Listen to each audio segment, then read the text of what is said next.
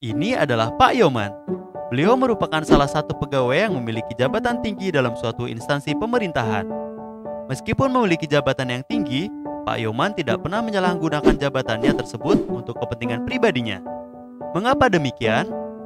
Hal itu dikarenakan beliau diawasi oleh Permenkumham Nomor 38 Tahun 2015 tentang pedoman penanganan benturan kepentingan di lingkungan perusahaannya.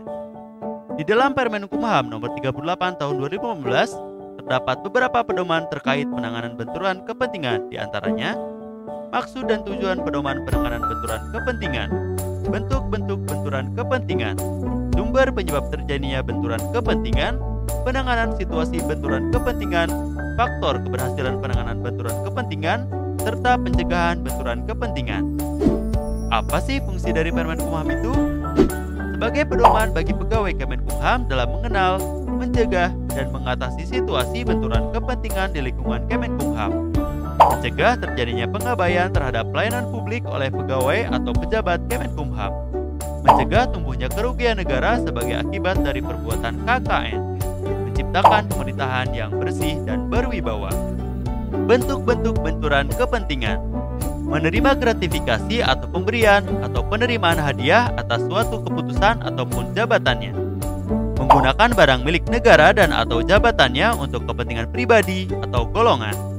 Memberikan akses khusus kepada pihak tertentu tanpa mengikuti prosedur yang seharusnya. Pemberian izin dan atau persetujuan dari pegawai yang diskriminatif. Situasi yang menyebabkan seseorang menerima gratifikasi.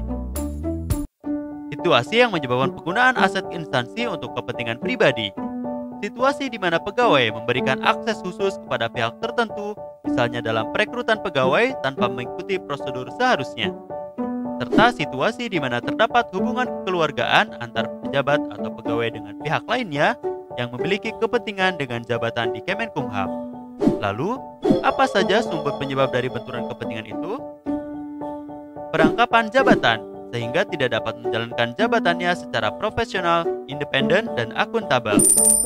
Hubungan afiliasi, baik secara pribadi ataupun golongan, yaitu hubungan yang dimiliki oleh seorang penyelenggara negara dengan pihak tertentu, baik karena hubungan darah, hubungan perkawinan, maupun hubungan pertemanan yang dapat mempengaruhi keputusannya.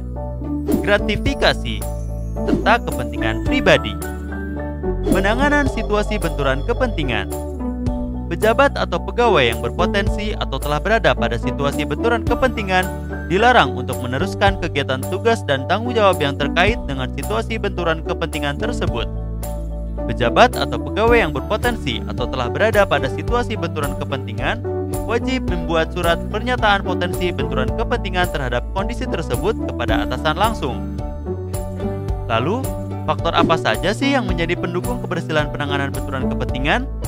Komitmen dan keteladanan pemimpin, partisipasi dan keterlibatan pegawai, perhatian khusus atas hal tertentu, serta pemantauan dan evaluasi. Lantas, langkah seperti apa yang bisa mencegah benturan kepentingan?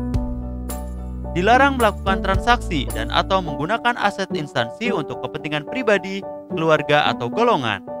Dilarang menerima dan atau memberi hadiah ataupun manfaat dalam bentuk apapun yang berkaitan dengan jabatannya dalam kaitannya dengan mitra kerja, penyedia barang dan jasa. Dilarang mengizinkan pihak ketiga memberikan sesuatu dalam bentuk apapun kepada penyelenggara negara. Dilarang memanfaatkan data dan informasi rahasia instansi untuk kepentingan pihak lain. Dilarang baik langsung maupun tidak langsung dengan sengaja turut serta dalam pemborongan, pengadaan atau persewaan yang pada saat dilakukan perbuatan untuk seluruh atau sebagian ditugaskan untuk mengurus atau mengawasinya. Sekarang sudah tahu kan apa itu gratifikasi? Tetap hati-hati agar kita terhindar dari gratifikasi, karena gratifikasi merupakan bibit awal dari korupsi.